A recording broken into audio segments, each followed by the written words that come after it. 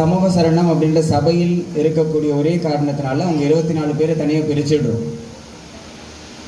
பகவான்கள் தீர்த்தங்கரர்கள் 2 பேருமே ஒருத்தர் தான், பெரிய வித்தியாசம்லாம் கிடையாது. என்ன ஒரே ஒரு வித்தியாசம்னு கேட்டிங்கன்னா, அவங்க தர்ம சபையில் உபதேசம் கொடுப்பாங்க, பகவான்கள் உபதேசம் கொடுக்கறது இல்லை. ஓகேங்களா? சரி, இது சின்ன எளிமையான முறையில் சொல்லணும்னா, இப்போ இங்கேருந்து தமிழ்நாட்டிலேருந்து வந்திருக்கிறவங்க எல்லாருமே ஏஞ்சி நில்லுங்க, ஏஞ்சி நில்லுங்கன்னு. நீங்கள் ஏஞ்சிங்கன்னா தான் அட்லீஸ்ட் நான் பேசுகிறத நீங்களாம் கேட்குறீங்களா இல்லையான்னு தெரியும். தமிழ்நாட்டிலேருந்து வந்தவங்களாம் ஏஞ்சி நில்லுங்க. பரவாயில்ல, கொஞ்சம் பின்னாடி கூட ஏஞ்சி நிற்கிறீங்க. சில பேர் ஏஞ்சி நிற்கல, இருந்தாலும் பரவாயில்ல, அவங்க தமிழ்நாட்டிலேருந்து வரலன்னு நினைக்கிறேன். சரி, இப்போது இதில் இருங்கம்மா, அதுக்குள்ளே உட்காந்துட்டீங்க, ஒரு 5 நிமிஷமாக இதில் இல்லைங்களா, அப்போ தான் உங்களுக்கு ஒரு எக்ஸசைஸ் பண்ண மாதிரி இருக்கும். இதில் இந்த வந்தவாசி இந்த சரௌண்டிங்கில் இருந்து வந்திருக்கிறவங்க மட்டும் உட்காருங்க. இப்போ புரிஞ்சிச்சிங்களா? அதிகமான மக்கள் இன்னும் ஏஞ்சி தான் நின்றுட்டு இருக்கிறாங்க. வந்தவாசி சரௌண்டிங்கில் இருந்தவங்க வெறும் கொஞ்சம் பேர் தான் இருக்கிறாங்க. இப்போ எல்லாரும் உட்காந்துங்க. இதே மாதிரி தான் பகவான் அப்படின்னு சொல்லும் பொழுது எண்ணிலடங்கா பகவான்கள் இருக்கிறாங்க, எண்ணிலடங்கா பகவான்கள் இருக்கிறாங்க. அதில் தர்மோபதேசம் செய்கிறவங்க எல்லாம் ஏஞ்சி நில்லுங்க அப்படின்னு கேட்டிங்கன்னா, வெறும் 24 தீர்த்தங்கரர்கள் மட்டும் அந்தந்த காலத்தில் உங்கள் முன்னாடி நிற்பாங்க. அதை தான் நம்ம இப்போது நிகழ்கால 24 தீர்த்தங்கரர்கள் பெயர்கள் சொன்னோம். ரிஷப, அஜித,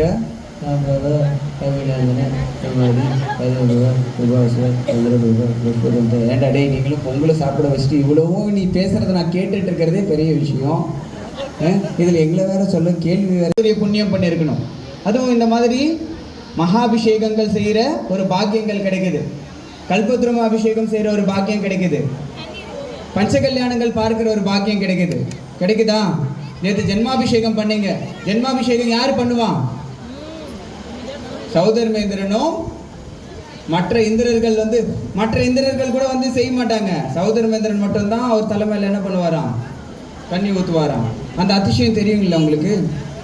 பகவானினுடைய அந்த பாண்டுக சிலையில் கொண்டு வச்சதுக்கப்புறம் குழந்தை, இப்போ தான் சச்சி தேவி போயிட்டு பிறந்த குழந்தைய என்ன பண்ணுறா? தன்னுடைய மடியில் தூக்கிட்டு வரா. நேற்று பார்த்தோம் இல்லைங்களா? ஒரு மாயா குழந்தையை வச்சுட்டு உண்மையான குழந்தைய அவள் என்ன பண்ணுறா? தூக்கிட்டு வந்துடுறா. சரி, தூக்கிட்டு வந்ததுக்கப்புறம் ஸ்ட்ரைட்டாக எங்கே எடுத்துகிட்டு போகிறாங்க? மேருமலைக்கு மேலே இருக்கிற பாண்டுக சிலைக்கு எடுத்துகிட்டு போகிறாங்க. பாண்டுக சிலை மேலே இருக்கிற அந்த சந்திரஷிலா மேலே அவரை உட்கார வைக்கிறாங்க. பிறந்த குழந்தை உட்காருமா? ஆனால் அந்த அதிசயம் பாருங்க, அந்த குழந்தை உட்காருமா? எந்த குழந்தை? பிறந்த அந்த தீர்த்தங்கர ஆத்மாவினுடைய அந்த குழந்தை அந்த சந்திரஷிலா மேலே உட்காருது. சொல்லும்போது அப்படி புல்லரிக்குது பாருங்க. அந்த பிறந்த குழந்தை மேலே இடைவிடாம தண்ணி ஊத்துறாங்க. பிறந்த குழந்தை மேலே ஒரு 4 குடம் தண்ணி நம்ம மேலே சேர ஊத்தினாலே நமக்கு எப்படி மூச்சு? ஆனால் பார்க்கடல்ல இருந்து தேவன் அள்ளி அள்ளி அள்ளி அள்ளி அள்ளி தந்துக்கிட்டே இருக்கான். இந்திரன் அதை வாங்கி வாங்கி வாங்கி வாங்கி அவர் மேலே ஊற்றிக்கிட்டே இருக்கான். இந்திரனுக்கு இந்த சந்தேகம் வராதான். ஆனால் மற்ற இந்திரர்கள்லாம் இருக்காங்க பாருங்க, சௌதர்மேந்திரனை தவிர்த்த மற்ற இந்திரர்கள்லாம், அவங்களுக்கு ஒரு சந்தேகம் வரும். அட பாவி, பிறந்த குழந்தைய நம்ம உட்கார வச்சிருக்கிறோமே, அவருக்கு இவ்வளோ தண்ணி மொண்டு மொண்டு அவர் தலைமையில் ஊத்துறோமே, எங்கன்னா மூச்சு அடிச்சுக்கிச்சுன்னா, ஏதாவது ஆகி போயிடுச்சுன்னா அப்படின்ற ஒரு சந்தேகம் வருது. அது வந்த உடனே தீர்த்தங்கரர் பிறக்கும் பொழுதே அவர் அவதி ஞானி, 3 ஞானத்தோட பிறப்பார். மதி ஞானம், ஸ்ருத ஞானம், அவதி ஞானம். அந்த அவதி ஞானத்தில் அவருக்கு தெரிஞ்சிருது, குழந்தை தான் இருந்தாலும் அந்த குழந்தைக்கு தெரியுது, ஓ என்னுடைய சக்தியை பற்றி நீங்கள் குறைவாக எடை போடுறீங்களா அப்படின்ட்டு என்ன பண்ணுவாரா, தன்னுடைய வலது காலினுடைய கட்டை விரல் இருக்கு பாருங்க, அந்த கட்டை விரலை அந்த சுமேரு மலை மேலே அப்படி ஒரு அழுத்துவாராம். எது மேலே அழுத்துவார்? நான் இந்த ஸ்டேஜ் மேலே தம்மு தம்மு தம்மு தம்முன்னு ஆட்டம் ஆடினா கூட இங்கேருந்து யாரும் கீழே விழ மாட்டாங்க. ஆனால் வலது காலினுடைய அந்த கட்டை விரலை வெறும் அப்படி டச் பண்ணி அப்படி அழுத்துவாராம். அப்படி அழுத்தினோடனே என்ன ஆகும்னா அந்த சுமேரு பர்வதமே அப்படியே ஆடும். அந்த அளவுக்கு சக்தி அவருக்கு இருக்கிற தேவர்கள் எல்லாம் கீழே விழுந்துருவாங்களாம். அப்போதான் புரியுமா, ஐயோ இந்த பகவானினுடைய அந்த சின்ன குழந்தைன்னு நினச்சிட்டு நம்மளாம் என்ன பண்ணிட்டோம், தவறாக எடை போட்டுட்டோம். இவர் 100 குடம் இல்லை, 100,000 குடம் இல்லை, கோடி குடம் இல்லை, அதை விட அதிகமான குடங்கள் தண்ணீர் அவர் மேலே கொட்டினா கூட அவருக்கு எதுவும் ஆக போகிறதில்லை அப்படின்ட்டு அந்த பக்தி இன்னும் அதிகமாகுமா. இன்னும் அதிகமான உடனே ஒரு வேலை செஞ்சுட்டு இருந்தவன் டபுளா வேலை செய்ய ஆரம்பிப்பான் அந்த தேவன். எல்லாரும் ஒரு குடம் ஏற்றி கொண்டு வந்தவன் இப்போ 2 குடம் 3 குடம்ட்டு எடுத்து கொண்டு வருவானா. அவர் மேலே வந்து ஜென்மாபிஷேகம் செய்வாங்களாம். அப்படி அந்த பார்க்கடல்ல இருந்து ஊத்துறாங்க இல்லையா நீர், அந்த தண்ணி, அது என்னவாகணும்? கீழே வழிஞ்சி, எவ்வளோ தண்ணி ஊற்றி இருப்பாங்க, கீழே வழிஞ்சு என்னவா இருக்கணும்? இந்த இருக்கக்கூடிய க்ஷேத்திரத்திலெல்லாம் ரொம்ப இருக்கணும் இல்லையா? இருக்கணுமா? என்னங்க நீங்கள் நேற்று சாதாரணமாக மழை பெஞ்சது, இங்கே நடுவில் எல்லாரும் உட்கார முடியல, அவ்வளோ ரொம்ப போயிருக்குது, அவ்வளோ குடத்தில் தண்ணி ஊற்றி இருக்கிறாங்களே, ரொம்பணுமா ரொம்ப கூடாதா? தூக்கம் வருதா? தூக்கம் வருதா? பாதி பேர் பதில் சொல்லையே. 2 பேர் உட்காந்துருக்கலாம். ஒன்று, எல்லாம் தெரிஞ்சுட்டு நீ எதனா பேசுகிற அப்படின்ட்டு உட்காந்துட்டு இருக்கிறவங்க. 2வது, எதுவுமே தெரிலடா நீ என்னதான் பேசுகிறேன்ட்டு அப்படின்ட்டு உட்காந்துட்டு இருக்கிறவங்க. 3வது ஒரு ரகமாக இருக்கிறாங்க, இவன் எப்போ முடிப்பான், இங்கே எப்போ ஆரம்பிப்பாங்க, நம்ம எப்போ அடுத்த வேலை பார்க்க போகிறது. எனக்கு தெரிஞ்சு 3வது ரகம் யாருமே இல்லை. அதனால தான் 2 ரகத்தை மட்டும் சொல்கிறேன். ஒன்று, ஒன்றுமே தெரியாமல் அமைதியாக இருக்கிறது. 2வது, எல்லாமே தெரிஞ்சிச்சு இவன் என்ன புதுசாக சொல்ல போகிறான்ட்டு அமைதியாக இருக்கிறது. இது 2 ரகத்தில் யாராவது இருக்கீங்களா? அதுக்கும் அமைதியாக தான் இருக்கீங்களா? 2 ரகத்தில் யாரும் இல்லையா? சரி, ஓகே. நான் கேட்ட கேள்வி புரிஞ்சுதா? புரிஞ்சுதா? என்ன கேள்வி கேட்டேன்? அவ்வளோ தண்ணி ஊற்றுனாங்கல்ல, எல்லா இடமும் ரொம்ப இருக்கணுமா, ரொம்ப இருக்கக்கூடாதா? ரொம்பணும்ல? யோசிக்க தோணுதில்லை? தோணுதா? நேற்று ஒரே ஒரு அபிஷேகம் பண்ணாங்க, இந்த ஸ்டேஜ் ஃபுல்லாக நச நச நச நசன்னு ஆயிடுச்சு. ஓகேவா?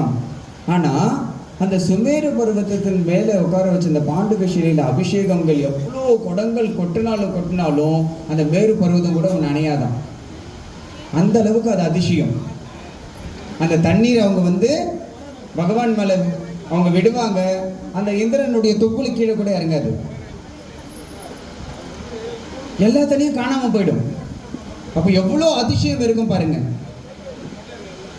அந்த அளவுக்கு அதிசயமான ஒரு அபிஷேகம் தான் நேற்று நம்ம வந்து இந்த பகவானை உட்கார வச்சு இந்த ஜென்மாபிஷேகம் பண்ணுறோம். இந்த ஜென்மாபிஷேகம் பண்ணும்போதெல்லாம் இதெல்லாம் நீங்கள் நினச்சிக்கணும். நம்ம பண்ணுறதே இவ்வளோ ஆரவாரமாக இருக்குது. தேவர்களினுடைய தலைவன் இந்திரன் அவனும் என்ன பண்ணியிருக்கிறான்? தன்னுடைய கஜானாவில் இருக்கக்கூடிய எல்லா விலை உயர்ந்த ரத்தனம் மாணிக்கம் அதை பதிச்ச ஒரு கலசத்தை அவன் கொண்டு வருவானா.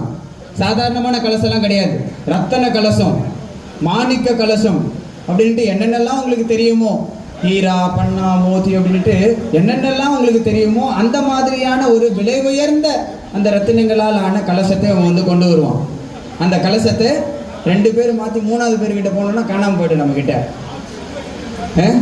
அவங்க 2000-3000 பேர் கூட அவங்க எடுத்து அந்த பக்தியோடு எடுத்துகிட்டு வராங்க அந்த கலசத்தை. அந்த கலசத்தை எடுத்துகிட்டு வந்து அந்த சௌதர்மேந்திரன் அவங்களுக்கு மனசில் எப்பயுமே ஒரு பொறாமை இருக்காது. என்னடா நம்ம தண்ணி மட்டும்தான் எடுத்து கொடுக்குறோம், ஊத்துறவையானோ மேலே நின்றுட்டு இருக்கிறான், நம்ம கிட்ட கூட போகலையே அப்படின்ற அந்த பொறாமையே இருக்காது அவங்களுக்கு. ஏன் கையால் எடுத்து கொடுத்த தண்ணி தான் அப்படின்ற ஒரு சந்தோஷம் இருக்குமா? நம்மக்கிட்ட அந்த சந்தோஷம் இருக்குதா? அதுக்கு தான் சுவாமிஜி வந்து சொல்லுவார், நீங்களே வந்து அபிஷேகம் பண்ணணும்னு மட்டும் நினைக்காதீங்க, 10 கலசம் 20 கலசம் சேர்த்து வாங்குங்க. ஒரு கலசம் நீங்கள் பண்ணுங்க, இல்லை 10 கலசம் நீங்கள் பண்ணுங்க, இன்னும் 10 கலசம் வேறு யாருன்னா பண்ணுங்கன்னு கொடுங்க அப்படின்ட்டு. அதுலேயும் அவ்வளோ புண்ணியம் கிடைக்குமா? மற்றவங்களை பண்ண வைக்கிறதுல அவ்வளோ புண்ணியம். எது நீங்கள் வந்து பண்ணுறீங்களோ பண்ணுறதையும் தாண்டி ஒரு பக்தியாக இருக்கிறவங்களுக்கு நீங்கள் ஒரு கலசம் கொடுத்து நீங்களும் போய் அபிஷேகம் பண்ணுமான்னு சொல்கிறீங்க பாருங்கள், அதில் டபுள் புண்ணியம் உங்களுக்கு கிடைக்குமா? சரி, பரவாயில்ல, இந்த வாட்டி நீங்கள் வந்து அபிஷேகம் செய்ய எடுக்காமல் இருந்திருக்கலாம். ஆனால் நெக்ஸ்ட் வரக்கூடிய பஞ்ச கல்யாணங்களில் அட்லீஸ்ட் ஒரு கலசமாவது நீங்கள் மற்றவங்களுக்கு வாங்கி கொடுங்க. ஒரே ஒரு கலசம் போதும், நீங்கள் பண்ணலைன்னா கூட ஒரு கலசம் வாங்கி மற்றவங்களுக்கு செய்வதற்காக கொடுக்கணும். சரி, நம்ம திருப்பி டாபிக்கே வருவோம். இதெல்லாம் செய்யறதுனால நமக்கு என்ன பலன்? அபிஷேகம் செய்யறதுனால என்ன பலன்? கல்பத்ரோம அபிஷேகம் பண்ணுறதுனால என்ன பலன்? 24 பேர் வந்துட்டு இருக்கிறாங்க. இப்போ இந்த தீர்த்தங்கர பரமாத்மாவும் சரி, பகவானாக இருக்கட்டும் சரி, அவர்களுக்கு வந்து ஜலாபிஷேகம் முதலான அந்த 16 அபிஷேகங்கள் நம்ம வந்து இந்த இடத்துல செய்கிறோம். அந்த அபிஷேகங்கள் செய்கிறதுல ஒவ்வொன்றுத்திற்கும் ஒவ்வொரு பலன் கிடைக்கும் நமக்கு. அந்த பாடல்களுடைய வரிகள் நீங்கள் கேட்டிங்கனாலே தமிழில் தான் பாடுறோம். எந்தெந்த அபிஷேகம் செய்யறதுனால நமக்கு என்னென்ன பலன்கள் கிடைக்குது, என்னென்ன பாவங்கள் நீங்குது அப்படின்றது இன்னைக்கு எல்லாம் கரெக்டாக கேட்கலாமா? கேட்டுட்டு அதில் யாருக்காவது சந்தேகம் இருந்ததுன்னா கண்டிப்பாக நீங்கள்லாம் கேட்கணும்.